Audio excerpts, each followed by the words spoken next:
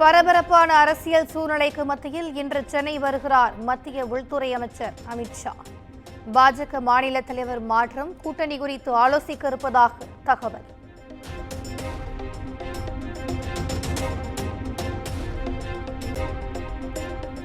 தமிழ்நாட்டில் மீண்டும் அதிமுகவுடன் கூட்டணி வைக்குமா பாஜக? தமது தமிழக பயணத்தின் போது அதிமுக மூத்த தலைவர்களை அமித்ஷா சந்திக்க இருப்பதாக தகவல்.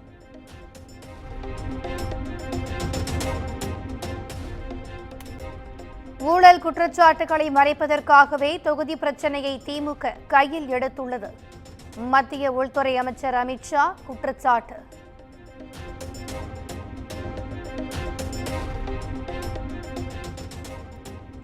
அனைத்து மொழிகளையும் பாதுகாக்க வேண்டும் என்பதே பாஜகவின் நோக்கம். மாணவர்கள் மீது இந்தியை திணித்தது காங்கிரஸ் தான் என்றும் தனியார் தொலைக்காட்சி நிகழ்ச்சியில் கலந்து கொண்ட அமித்ஷா பேச்சு.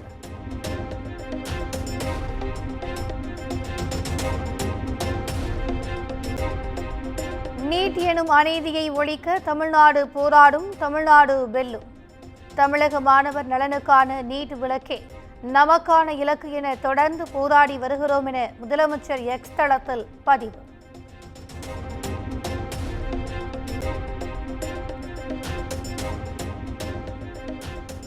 நீட் விலக்கு தொடர்பாக தேவைப்பட்டால் உச்சநீதிமன்றத்தில் புதிய வழக்கு தொடரப்படும்.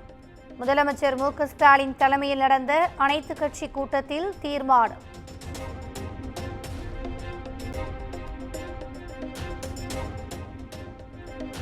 நீட் தேர்விலிருந்து விலக்கு பெற சட்ட போராட்டத்தை தொடர அனைத்துக் கட்சி கூட்டத்தில் தீர்மானம். தீர்மான முன்மொழிவை வாசித்தார் துணை முதலமைச்சர் உதயநிதி ஸ்டாலின்.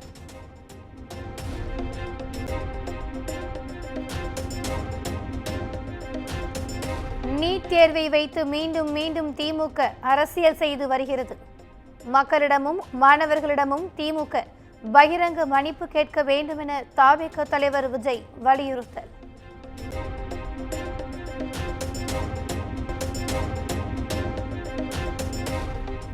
தொடர் விடுமுறையை ஒட்டி சொந்த ஊர்களுக்கு செல்ல கிளாம்பாக்கத்தில் குவிந்த மக்கள்.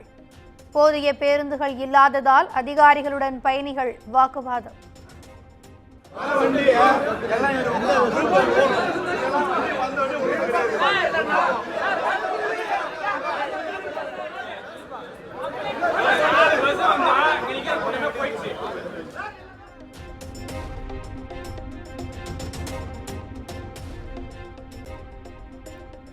சென்ட்ரல் கும்மிடிப்பூண்டி மின்சார ரயில் உட்பட 18 மின்சார ரயில்கள் இன்று ரத்து.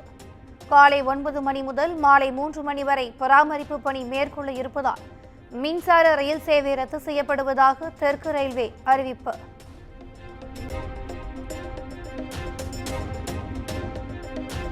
போக்சோ வழக்கில் தலைமறைவாக உள்ள மதபோதகர் ஜான் ஜபராஜுக்கு எதிராக லுக் அவுட் நோட்டீஸ். வெளிநாடுகளுக்கு தப்பிச் செல்லாமல் இருக்க மாவட்ட காவல்துறை நடவடிக்கை.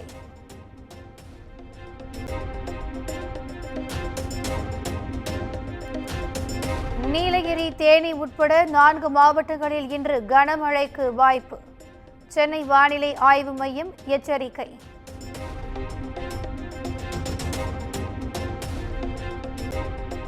வேலூர் மாவட்டத்தில் 5 நாட்களுக்கு வெயில் அதிகரிக்கும்.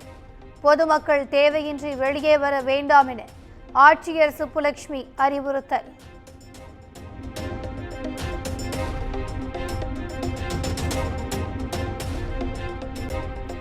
திண்டிவனம் அருகே சுமார் 1 லட்சம் ரூபாய் மதிப்புள்ள 6 கிலோ கஞ்சா பறிமுதல்.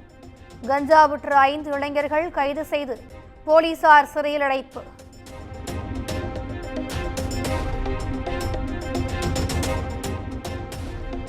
கோவையில் மலை கிராமத்திற்குள் புகுந்த ஒற்றை காட்டு யானை. கூச்சலிட்டு பழங்குடியினர் வனப்பகுதிக்குள் விரட்டிய காட்சிகள் வைரல்.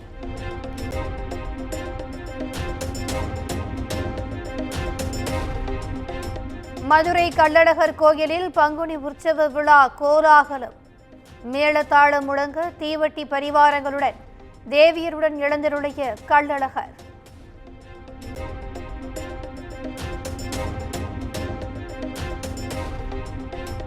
பழனியில் பங்குனி உத்தர திருவிழாவை ஒட்டி தங்க ரதத்தில் எழுந்தருளிய முத்துக்குமாரசாமி அரோகரா முழக்கமிட்டு பக்தர்கள் வழிபாடு.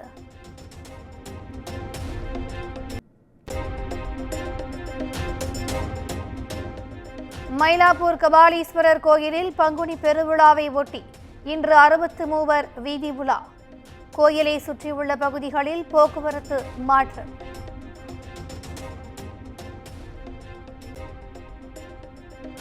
புதுச்சேரி முத்தியால்பேட்டையில் 2 சிறுமிகள் கூட்டு பாலியல் வன்கொடுமை செய்யப்பட்ட வழக்கில் 2 பேர் கைது.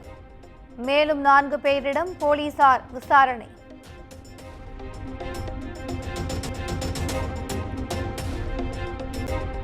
ஆதிக் ரவிச்சந்திரன் இயக்கத்தில் உருவாகியுள்ள நடிகர் அஜித்குமாரின் குட் பேட் அக்லி திரைப்படம் ரசிகர்களின் பெரும் எதிர்பார்ப்புக்கு மத்தியில் இன்று வெளியாகிறது.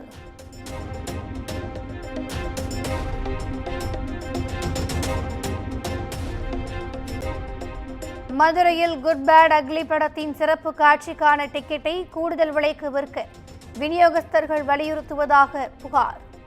500 ரூபாய்க்கு விற்கவில்லை என்றால் சிறப்பு காட்சி திரையிட முடியாது என மிரட்டுவதாகவும் ஆட்சியரிடம் மனு.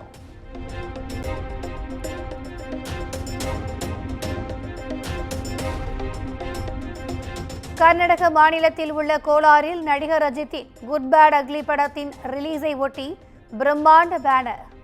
பேனரின் முன் பட்டாசுகளை வெடித்து ரசிகர்கள் உற்சாகம்.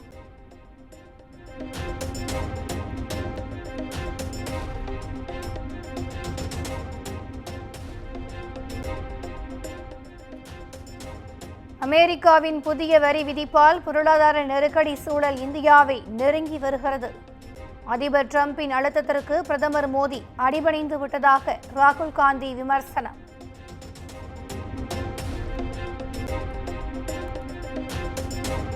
சீன இறக்குமதிகள் மீதான வரிகள் 125% உயர்த்தப்படுவதாக அமெரிக்க அதிபர் டொனால்ட் ட்ரம்ப் அறிவிப்பு.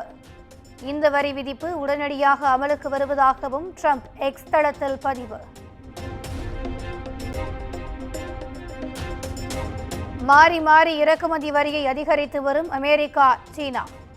உலக அளவில் வர்த்தக போர் ஏற்பட்டுள்ளதால் முதலீட்டாளர்கள் கவலை.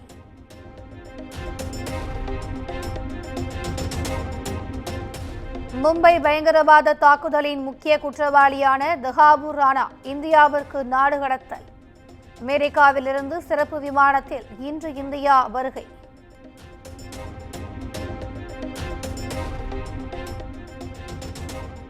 அமெரிக்காவின் விர்ஜீனியா மாகாணத்தில் பொதுமக்கள் மீது துப்பாக்கிச் சூடு. 3 பேர் உயிரிழந்த நிலையில் போலீசார் விசாரணை.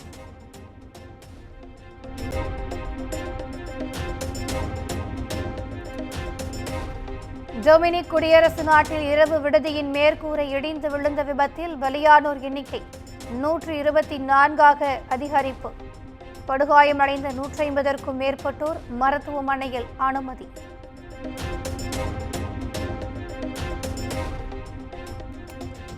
வடக்கு சீனாவின் ஹெபே மாகாணத்தில் உள்ள முதியோர் இல்லத்தில் பயங்கர தீ விபத்து.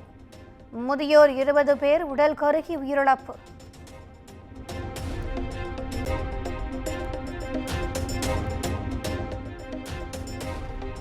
ராஜஸ்தான் அணிக்கு எதிரான IPL கிரிக்கெட் போட்டியில் குஜராத் அணி அபார வெற்றி.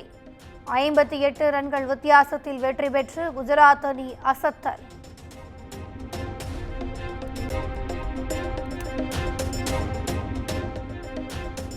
IPL தொடரில் டெல்லியின் தொடர் வெற்றிக்கு முற்றுப்புள்ளி வைக்குமா பெங்களூரு? இன்று இரவு நடைபெறும் போட்டியில் இரு அணிகளும் பல பரீட்சை.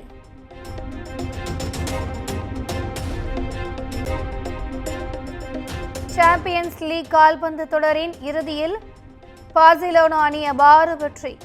4-0 என்ற கோல்கள் கணக்கில் டார்ட்மண்ட் அணியை வீழ்த்தியது.